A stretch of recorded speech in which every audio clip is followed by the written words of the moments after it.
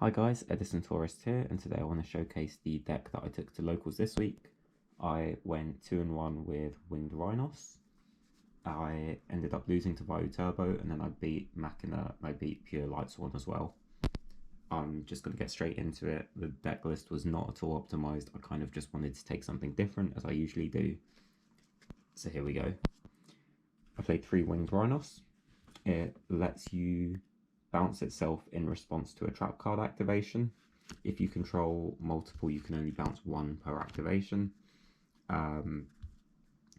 But it's a really flexible card in terms of if it's being swung into, you can flip like a draw trap and bounce it, or pretty much in response to anything. It dodges Bottomless, it dodges Fiendish Chain, it's not once per chain. So for example, your opponent can use a trap to try and get rid of it. You declare the effect to bounce, your opponent Fiendish Chains it, you just declare the effect to bounce again. So really interesting card. I played 2 Breaker the Magical Warrior in main. I wasn't sure about this card because in theory your opponent's traps are not really live if all you're doing is bouncing the Rhinos, but this gives them something to Bottomless, something to sort of hit with the other traps that are maybe not so effective. But we played 2, it was okay.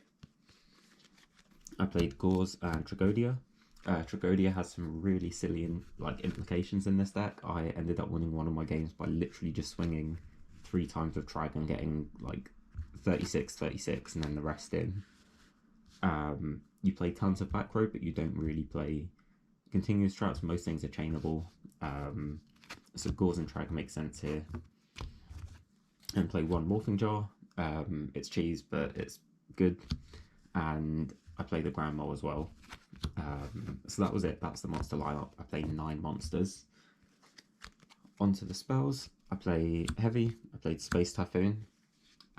These are pretty standard. Like most of your back row is chainable. If you know you've got Heavy, you know your opponent's on back row. Don't set everything. Pretty common sense. I played 1 Venom Swamp in the main. So there's a few things for this card. So first of all, if you're constantly bouncing the Winged Rhinos, I figured that you could, for example, swing in for 18, beat over something, and then goes to 13 on your opponent's turn. You can bounce it back, or you can keep it at 800 on your turn as well. If the coast is close, swing in again. So you've got a few turns before it would get popped by it. This is also a 1 card out to dupe block, and I don't have many of those. So I actually played one of these in the main, but it turned out I really didn't like this because in the games where you get super far ahead but you've stuck the Venom Swamp, it's quite hard to get rid of, and then it slows you down in terms of actually winning because you have to keep bouncing your Winged Rhinos or just like taking the 800 sort of punts as well. So I actually didn't like that. I wouldn't main that again. Maybe I'd side 1, but I wasn't crazy on it as a card compared to how I thought it would be before. I played 2 Offerings to the Doomed. It's spot removal that, again, it's a Jinzo out as well. It's removal to stuff if you ever do get decreed. So we played 2 of those, and the effect that makes you miss your draw phase is not the end of the world because we're also playing 3 Reckless Greed, so quite easy to sort of line those up.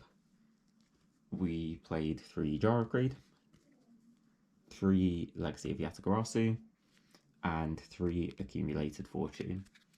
So it's really easy to build up to Chainlink 4 with this deck. All your opponent has to do is start a chain. You can then use a draw trap, Chainlink 2, Winged Rhinos Chainlink 3, and Accumulated Fortune is Chainlink 4. So essentially an extra pot of greed. You play 6 pot of greeds in this deck, it's great. We then played a lot of the more conventional traps. So I played Mirror Force, I played 2 Deep Prison. I was convinced at the last minute to play the Magic Cylinder. It's another battle trap, it protects your Rhinos, but it also sticks in terms of like you trying to sort of build up advantage through your 6 pot of greeds. It's then something you can convert card advantage into damage with, which this deck kind of struggles with. So it made sense, it was okay. I nearly won a game where my opponent had Lila Wolf and they Lila'd the Cylinder out of 4 back row. I ended up winning anyway, but Like it was written in the stars, but it wasn't meant to be. I played 2 torrential and 2 bottomless, so all very, very standard in terms of Edison traps.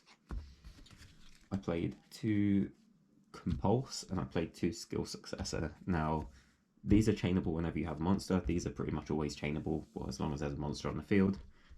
So just more things that enable winged rhinos. Skill successor effect from graveyard as well, giving you 800, takes rhinos to 26. And 26 is quite important because it gets you over Caius, it gets you over Machina Fortress. So quite nice. 2 was probably the okay, like an alright number. And finally I played Solemn, I played 1 Dust Tornado, and I played a Needle Ceiling in the main. We'll do the side deck next. I played 2 Cyber Dragon, I played 2 Fossil Diner. This doesn't conflict with Gauze in terms of your board's got to be clear to drop this, so that's quite nice. I sided a second Venom Swamp. I never want to see this card again. 3 Smashing Grounds, 2 Book of Moons. Again, things that if I do end up like kind of stumped, decreed, everything like that, these are just things that are live around that. So those are fine. I sided 3 Light Mirror, so the win against Light Swarm kind of makes sense. And finally, a little bit more targeted hate for black ones. I sided 2 OG trap holes as well. So I think the side deck was fine. I changed a few cards, but I think it's pretty standard, to be fair. Maybe you can move Fossil Diner to the main in a deck like this, but to what extent can you protect it as well? It's 1300 defense. You've got a lot of back row, but a lot of it just draws cards. I don't think it's a deck that can really stick a Fossil Diner so much. Finally, onto the extra deck. I played 3 Chimera Tech. None of the rest of it matters. I did style it out. We played Ambulance, Rescue Roid, and a bunch of other stuff, but the only things you can get into a Chimera Tech, so the rest of that doesn't really matter. That's the summary for this week. I don't know what I'm going to play next week at the moment. Monster Mash is looking very tempting. Some sort of Dark Creator variant could be quite fun. I think Dark Grepher sort of setting up quite quickly there, but then also Lone Fire, searching Mystic Tomato, cycling through 3 tomatoes, Armageddon Knight, send something, crash the Armageddon Knight, and you've got 5 darks. That's something I want to try out as well. So we'll see what I end up playing. Crystal Beast is something else that I want to take to locals, but I'm missing quite a lot of cards there. So I guess you'll just have to wait and see next week. But thank you for watching, and catch you in the next one.